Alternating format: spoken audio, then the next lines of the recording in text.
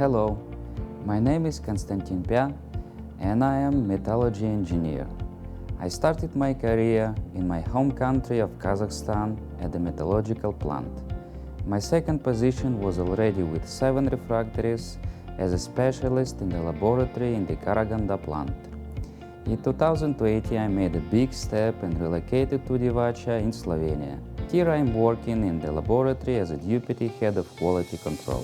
What I love in my job is that I have many different and interesting tasks. For example, I manage customer claims and complaints. Here I check material performance in high temperature environments and I find technical solutions to challenging tasks. Being in touch with people is really important to me. My job involves constant interaction with customers and internal units. Together, we constantly implement improvements, both in production, in technology, and quality control. What makes me happy?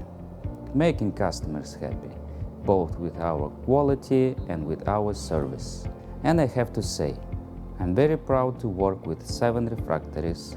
For an engineer, it's a dream to work for a technology leader.